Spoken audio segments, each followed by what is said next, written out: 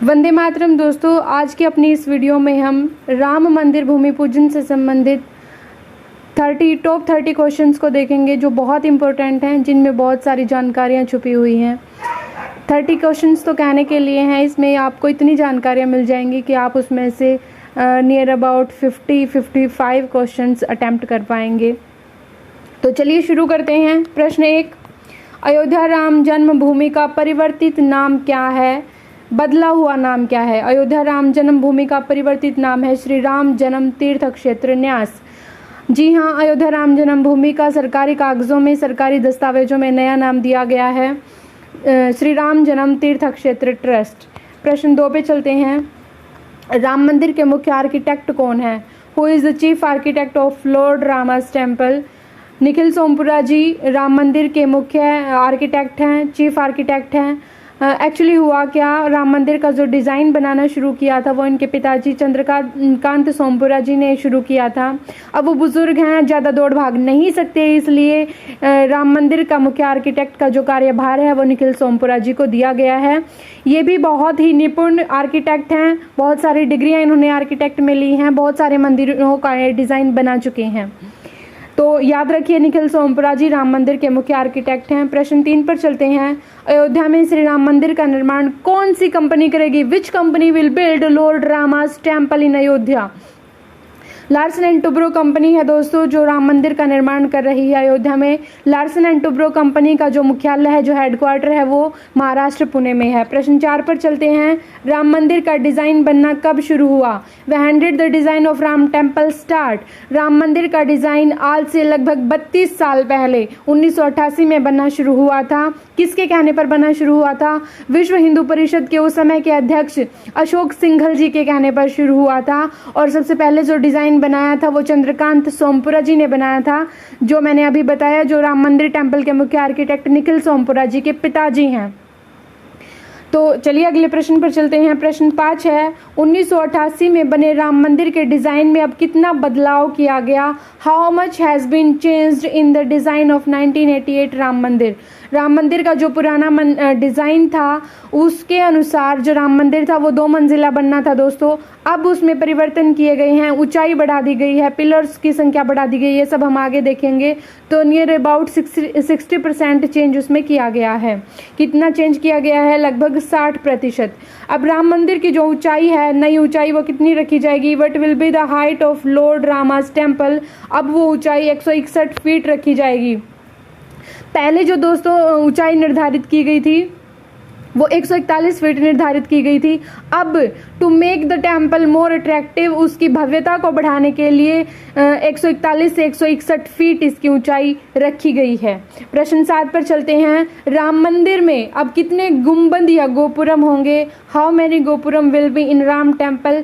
5 गोपुरम्स, 5 गोपुरम या गुंबद होंगे। गुंबद आप समझते हैं ना, राउंड शेप्ड स्ट्रक्चर होता है मंदिर के ऊपर और उससे ऊपर एक नुकीला निकला हुआ भाग होता है जिसको शिखर बोलते हैं। तो जो राउंड शेप्ड जो स्ट्रक्चर होता है उसी को गुंबद बोलते हैं। गोलाकार जो आकृति होती है मंदिर के ऊपर छत पर, उसी को गुंबद बोलते हैं। पहले 3 गुंबद बनाए जाने थे, अब 5 गोपुरम या गुंबद बनाए जाएंगे। मंजिलें पहले 2 बनाई जानी थी, अब 3 मंजिला राम मंदिर बनाया जाएगा। प्रश्न 8 पर चलते हैं। राम मंदिर में कुल कितने खंबे लगेंगे? How many pillars must be in Ram temple? पहले खंभों की संख्या 212 थी, अब बढ़ाकर 360 की गई है, क्योंकि एरिया बढ़ गया है, भव्यता के लिए उसकी ऊंचाई बढ़ा दी गई है, गुंबद बढ़ गए हैं, इसलिए पिलर्स भी ऑटोमेटिकली बढ़ने ही थे। 360 पिलर्स अब लगाए जाएंगे। प्रश्न 9 पर चलते हैं। राम मंदिर की परिक्रमा मार्ग पर किस किस के मंदिर बनेंगे? Whose temple will be built on parikrama marg of Ram मंदिर? परिक्रमा मार्ग आप सभी को पता होगा, जब मंदिर के चारों तरफ जिस रास्ते से मंदिर की परिक्रमा की जाती है, मुख्य देवता के मंदिर की परिक्रमा की जाती है, वही परिक्रमा मार्ग होता है। चारों तरफ गोल गोल घूमते हैं ना। हमारे हिंदुओं में खासतौर से यह माना जाता है कि कोई भी जो पूजनीय चीज होती है, पूजनीय मंदिर होता है, पूजा तभी पूरी मानी जाती है जब हम उसकी परिक्रमा कर लेते हैं। परिक्रमा को एक खास स्थान दिया गया है। तो राम मंदिर का जो परिक्रमा मार्ग है, जहाँ से राम मंदिर की परिक्रमा की जा सकती है, वो परिक्रमा मार्ग बहुत बड़ा है, कई एकड़ में फैला हुआ है। तो इसलिए वहाँ पर भी बीच बीच में अन्य देवताओं के मंदिर बना दिए जाएंगे, जैसे गणेश, महामाया, सीता, हनुमान आदि 5 देवताओं के मंदिर परिक्रमा मार्ग पर बनाए जाएंगे। प्रश्न 10 पर चलते हैं। अमेजिंग अयोध्या, यह किताब लिखी है किसी ने, तो बताना है आपको कि किसने यह किताब लिखी है। अमेजिंग अयोध्या नाम की जो किताब है वो नीना रॉय जी ने लिखी है। अमेजिंग अयोध्या नाम याद रखिएगा। प्रश्न 11 पर चलते हैं। अयोध्या किस नदी के किनारे बसी हुई है? Of course you all know that Ayodhya is situated on the banks of the river Saryu. Saryu नदी के किनारे अयोध्या बसी हुई है। प्रश्न 12 पर चलते हैं। भूमि पूजन से पहले अयोध्या में कौन सा अभियान चलाया गया? Which campaign was done in Ayodhya before bhoomi pujan? Bhoomi पूजन करने से पहले एक अभियान चलाया गया था अयोध्या में। अगर आपको नहीं पता है तो जान लीजिए। इस अभियान के दौरान अयोध्या को पीले कलर से सजाया गया था। किस कलर से सजाया गया था? पीले कलर से। और अभियान का क्या नाम था? कैंपेन का क्या नाम था? Paint my city. Paint my city अभियान चलाया गया था। प्रश्न 13 पर चलते हैं। राम मंदिर के नीचे कैप्सूल वाली बात सच है या झूठ? मुझे लगता है आप सभी ने सुना होगा कि टाइम कैप्सूल रखा जाएगा मंदिर के नीचे, जो मंदिर के इतिहास की जानकारी बाद में आने वाले इतिहासकारों को देगा। ये बात सच है कि टाइम कैप्सूल रखे जाते हैं, लेकिन फिलहाल के लिए राम मंदिर के नीचे कोई टाइम कैप्सूल नहीं रखा गया। जब रखा जाएगा आप सभी को पता चल जाएगा। इससे पहले भी भारत में कई जगह पर टाइम कैप्सूल रखे जा चुके हैं। गुजरात में नरेंद्र मोदी जो मुख्यमंत्री थे तो उन्होंने महात्मा गांधी मंदिर के नीचे टाइम कैप्सूल रखा था। इंदिरा गांधी ने लाल किले के नीचे, प्रतिभा पाटिल जो हमारी पूर्व राष्ट्रपति रह चुकी हैं उन्होंने IIT कानपुर में टाइम कैप्सूल रखा है। बहुत जगह पर टाइम कैप्सूल रखे जा चुके हैं। ये कोई बुरी बात नहीं है, लेकिन फिलहाल के लिए टाइम कैप्सूल वाली बात अभी राम मंदिर के संदर्भ में सही नहीं है। अभी कोई टाइम कैप्सूल नहीं रखा गया है। जब रखा जाएगा हम सबको पता चल जाएगा।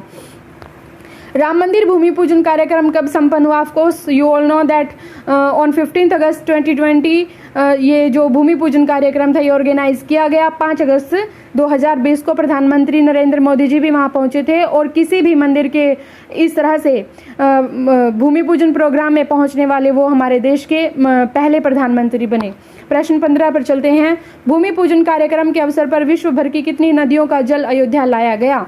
Water from how many rivers across the world brought to Ayodhya on the occasion of भूमि पूजन? भूमि पूजन जब किया गया था दोस्तों, ये बहुत भव्य कार्यक्रम था। इसमें विश्व भर की, पूरी दुनिया से जो पवित्र नदियां मानी गई हैं वहां से जल लाया गया था। 151 नदियों का जल, 151 नदियों और 5 समुद्रों का जल अयोध्या लाया गया था। प्रश्न 16 पर चलते हैं। इस जल को किसने और कितने समय में इकट्ठा किया? Who collected this water and how long for? आपके दिमाग में आया होगा कि इतनी नदियों का जल इतनी जल्दी तो इकट्ठा हो नहीं गया होगा 5-10 दिन में, महीने में। तो आप समझिए भगवान राम के 2 भक्त हैं। फोटो मैं आपको दिखा रही हूँ। भगवान राम के 2 भक्त हैं, राधे श्याम और त्रिफला जी। इन्होंने 1968 से 1968 से 2019 तक यह जल इकट्ठा किया। दोस्तों इतने सालों तक इन्होंने जल इकट्ठा किया और ये अब अयोध्या लाया गया है। ये देखिए राधे श्याम और त्रिफला जी को बुजुर्ग हो गए हैं, कितने सालों तक इन्होंने जल इकट्ठा किया। और ये ऐसे वैसे नहीं है जो त्रिफला जी हैं, ये तो एमिनेंट साइंटिस्ट माने जाते हैं। चलिए प्रश्न 17 पर चलते हैं।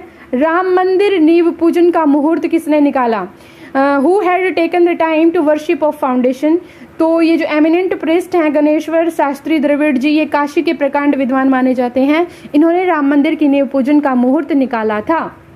प्रश्न 18 पर चलिए दोस्तों। नींव पूजन का मुहूर्त समय क्या था? What was the good time for worship of foundation? तो यह टाइम था 5 अगस्त को 12:15 से 12:47 तक। सिर्फ 32 सेकंड का समय था जो शुभ माना गया था।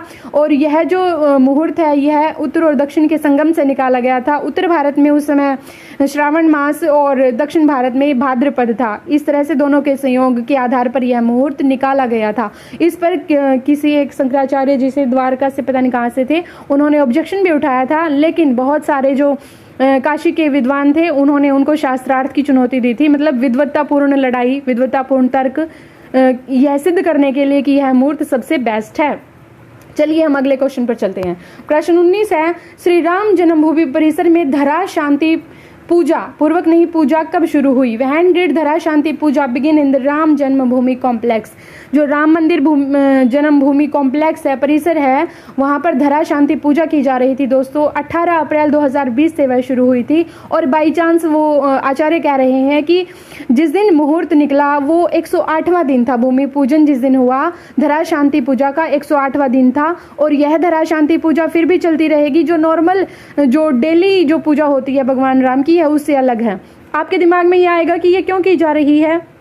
इसके पीछे लॉजिक बता रहे हैं आचार्य कि जो 500 सालों से राम जन्मभूमि को लेकर जो विवाद और जो अशांति की स्थिति बनी रही, उस अशांति की स्थिति को बदलने के लिए, मतलब उस अशांति के प्रभाव को समाप्त करने के लिए और शांति बनाए रखने के लिए, धरा शांति यानी कि पूरी धरती पर शांति बनी रहे, इस उद्देश्य से यह पूजा की जा रही है। दोस्तों मैंने इस वीडियो में ऑप्शंस इसीलिए नहीं डाले हैं। बहुत सारे ऑप्शंस मैं हर एक क्वेश्चन में डाल सकती थी। मैंने सिर्फ आपके और अपने टाइम को बचाने के लिए ऑप्शंस नहीं डाले हैं। हमारा मेन मकसद अधिक से अधिक जानकारी, अधिक से अधिक नॉलेज को गेन करना होना चाहिए। ऑप्शंस में भटकने की कोई आवश्यकता नहीं है। प्रश्न 20 पर चलते हैं फटाफट। प्रश्न 20 है, नींव पूजन कार्यक्रम का सबसे पहला न्योता किसे दिया गया? Who has given the first invitation of the foundation worship program? माफ कीजिएगा, मजाक कर रही हूँ। यह सबसे पहला न्योता उन्हें दिया गया जिनको न्योते की कोई जरूरत ही नहीं है, जो श्रद्धा और विश्वास के सामने खुद ही आ जाते हैं। जी हाँ, न्योता दिया गया रामलला जी को, उनके तीनों भाइयों और हनुमान जी के साथ। Ramlala along with his 3 brothers and Hanuman ji, उनको ये सबसे पहला न्योता दिया गया। ये मन का विश्वास है, श्रद्धा है, उन्हीं को सबसे पहले बुलाया गया। प्रश्न 21 पर चलते हैं दोस्तों। अयोध्या के तीर्थ स्थलों पर कितने शिलापट लगे हुए हैं? How many inscriptions are on the pilgrimage sites of Ayodhya? ये आपको शायद नहीं पता होगा। मैंने ये प्रश्न बहुत रिसर्च के साथ इकट्ठे किए हैं। 148 इंस्क्रिप्शंस लगे हुए हैं, शिलापट लगे हुए हैं। शिलापट तो आप समझते होंगे, स्टोन्स लाइक स्ट्रक्चर होते हैं, स्टोन्स ही होते हैं जिन पर मतलब बहुत सारी जानकारियां लिखी हुई होती हैं। ये लगे हुए हैं 148। आगे हम जानेंगे कि कब लगे थे, किसने लगवाए थे। देखिए, ये शिलापट किस ब्रिटिश जज के आदेश पर लगवाए गए थे? These instructions were placed on the order of which British जज? तो बताती हूँ, एक अंग्रेज जज थे एडवर्ड, जेम्स एडवर्ड नाम के। उन्होंने 1902 में ये शिलापट लगवाए थे। इसके साथ एक और बात मैं बता देती हूँ कि अगर कोई इनको उखाड़ देता, उस टाइम पर उन्होंने आदेश दिया था कि अगर इन शिलापटों को कोई उखाड़ देगा तो उसको 3000 रुपये जुर्माना या 3 साल की सजा हो सकती है। देखिए, प्रश्न 23 पर चलते हैं। प्रश्न 23 है, उत्तर प्रदेश के मुख्यमंत्री योगी आदित्यनाथ जी ने प्रधानमंत्री श्री नरेंद्र मोदी जी को क्या भेंट किया? What did Yogi Adityanath present to prime minister Narendra Modi on the occasion of bhoomi pujan? Bhoomi pujan वाले दिन, क्योंकि प्रधानमंत्री मोदी जी सीएम की सिटी में आए थे, तो एक मेजबान होने के नाते उन्होंने उनको गिफ्ट किया the statue of Kodanda Ram, Kodanda Ram की प्रतिमा। कोदंड राम समझते हैं? देखिए, ये जो प्रतिमा आपको दिखाई दे रही है, द स्टैच्यू ऑफ रामा जो दिखाई दे रहा, कोदंड, दंड का मतलब होता है धनुष, जिन्होंने धनुष अपने हाथ में लिया हुआ है, ऐसी प्रतिमा। और इस प्रतिमा के बारे में एक खास बात मैं आपको बता देती हूँ, ये बेंगलुरु से आई है। कर्नाटक की विशेष लकड़ी से बनी हुई प्रतिमा है यह। कोदंड राम की जो प्रतिमा सीएम योगी आदित्यनाथ जी ने प्रधानमंत्री मोदी को भेंट की, वह कर्नाटक की विशेष लकड़ी से बनी हुई प्रतिमा है। आपको 2 चीजें याद रखनी है। क्या भेंट किया? कोदंड राम की। कोदंड का मतलब है जो धनुष हाथ में लिए हुए हैं जिस प्रतिमा में राम जी, और यह कर्नाटक की खास लकड़ी से बनी हुई प्रतिमा है। प्रश्न 24 पर आ जाइए फटाफट। नरेंद्र मोदी जी ने भूमि पूजन के अवसर पर कितने रुपए का डाक टिकट जारी किया? On the occasion of bhoomi pujan program Shri Narendra Modi ji released a postage stamp of how much money? कितने रुपए का? 25 रुपए का डाक टिकट जारी किया दोस्तों। एक्चुअली ये जो आपको दिखाई दे रहा ना, इसमें 12 स्टैंप है और एक की कीमत 25 रुपए है, तो टोटल 300 रुपए के 300 रुपए इनकी कीमत है। और ये जो है ना, क्योंकि हमारे ऐतिहासिक पृष्ठभूमि से जुड़ी हुई हैं, इसलिए विदेशों से भी इनकी डिमांड की जा रही है। इससे पहले मैं आपको बता दूं, 3 साल पहले यानी कि 2017 में श्री राम जी के जीवन पर डाक टिकट की पूरी सीरीज लॉन्च की थी प्रधानमंत्री मोदी ने। ये फोटो आप देखिए, श्री राम जी के जीवन पर डाक टिकट जो जारी की गई थी वो फोटो भी आपको दिखाई दे रही है। प्रश्न 24 पर चलते हैं। नींव पूजन के अवसर पर किस वेद के मंत्र का उच्चारण किया गया? The mantra of which Vedas were chanted during bhoomi pujan? Mantra of Yajurveda. Yajurveda के प्रतिष्ठा मंत्र का उच्चारण करके प्रतिष्ठापना की गई, नींव पूजन किया गया। नींव पूजन में जो शिलाएं स्थापित की प्रधानमंत्री मोदी ने, वो यजुर्वेद के मंत्र का उच्चारण करते हुए की। प्रश्न 25 पर चलते हैं। भूमि पूजन कार्यक्रम के प्रत्येक मेहमान को किस धातु का बना सिक्का प्रसाद के रूप में दिया गया? इन the bhoomi pujan program which metal coin was given to each guest as a prasad? तो कोरोना के कारण बहुत ज़्यादा मेहमान तो आए हुए नहीं थे, लेकिन नियर अबाउट 175 कहा जा रहा है मेहमान आए हुए थे। उसमें बहुत बड़े बड़े लीडर भी थे। उन सबको प्रसाद के रूप में सिल्वर कॉइन दिया गया, चांदी का सिक्का। उस चांदी के सिक्के की भी एक अपनी विशेषता थी, वो मैं आपको आगे बताने वाली हूँ। प्रश्न 26 पर चलिए। सिक्के पर किसकी फोटो है? Whose photo is on this coin? On this coin एक साइड पर तो राम दरबार है, जिसमें राम, सीता, लक्ष्मण और हनुमान जी के साथ हैं। राम, सीता, लक्ष्मण और हनुमान जी के साथ हैं। और दूसरी तरफ जो ट्रस्ट है, राम मंदिर ट्रस्ट, उसकी फोटो है। ये देख लीजिए, इस सिक्के में आपको दिखाई दे रहा है, एक तरफ राम, सीता, लक्ष्मण जी हैं, दूसरी तरफ राम, सीता, लक्ष्मण, हनुमान जी के साथ हैं, और दूसरी तरफ राम मंदिर ट्रस्ट की फोटो है। ये सिल्वर का बना हुआ, चांदी का बना हुआ सिक्का है, और ये सभी मेहमानों को प्रसाद के रूप में वितरित किया गया। प्रश्न 27 पर चलते हैं। रामलला टेंट में कितने साल रहे? मंदिर बनने से पहले रामलला जी टेंट में रहे, तो ये पूछा कि कितने साल रहे? 27 साल रहे। प्रश्न 28 पर चलते हैं। राम मंदिर का निर्माण किस शिल्प में किया जाएगा? इन विच क्राफ्ट विल बी राम मंदिर बिल्ट? सोमपुरा क्राफ्ट, सोमपुरा शिल्प में किया जाएगा। देखिए, शिल्प जो है ना, शिल्प बारीक काम होता है। यहाँ इस वीडियो में आपको दो चीजें मिलेंगी, शैली और शिल्प। शिल्प समझ लीजिए, क्योंकि शिल्प से संबंधित प्रश्न पहले आया। शिल्प है बारीक काम। कोई देखिए, मंदिर सभी, मतलब मंदिर बनाने वाले अलग अलग व्यक्ति हो सकते हैं, लेकिन किसी की कोई खास विशेषता होती है किसी काम को करने की। वो जो बारीकी है ना, जिस बारीकी से उस इंसान को पहचान लिया जाता है कि उस जैसा है, कोई खासियत है जिससे उस इंसान को पहचाना जाने लगा। चंद्रकांत सोमपुरा जी की काम करने की, मंदिर को डिजाइन करने की जो खासियत है ना, वो उनके नाम से जानी जाने लगी, सोमपुरा, चंद्रकांत सोमपुरा। सोमपुरा जी से रिलेटेड, सोमपुरा जी की जो खास शैली है ना, खास तरीका है, जो क्राफ्ट है ना, उसी को सोमपुरा शिल्प के नाम से जाना जाने लगा। तो सोमपुरा शिल्प में ही मंदिर का निर्माण किया जाएगा। और एक खास बात बता दूं, इस मंदिर में सीमेंट का प्रयोग नहीं किया जाएगा, शिलाओं को ही आपस में जोड़ा जाएगा। हाँ, स्टील का प्रयोग जरूर किया जाएगा। तो प्रश्न 29 पर चलते हैं। राम मंदिर निर्माण की शैली कौन सी होगी? What will be the construction style? अब देखिए, यहाँ पर शैली की बात आ गई। शैली होती है बनाने का तरीका। हमारे देश में ना मंदिर बनाने की 3 शैलियां हैं, एक नागर शैली है, एक द्रविड़ शैली है, एक वेसर शैली है। तो उत्तर भारत में जो शैली ज्यादा प्रचलित है वो नागर शैली है। नागर शैली की अपनी एक विशेषता होती है, इसमें जो गर्भगृह होता है ना, जहाँ पर मुख्य देवता की मूर्ति स्थापित की जाती है, और जहाँ पर मतलब पुजारी ही एंट्री कर सकते हैं, पुजारी ही मुख्य पूजा कर सकते हैं, या किसी खास अवसर पर कोई खास मेहमान पूजा कर सकते हैं, तो वो होता है गर्भगृह। यो नागर शैली में जो गर्भगृह होता है मंदिर का, वो अष्टकोणीय होता है। ठीक है, तो नागर शैली की यह विशेषता है, और इसी शैली में राम मंदिर का निर्माण किया जाएगा। आगे चलते हैं। राम मंदिर की नींव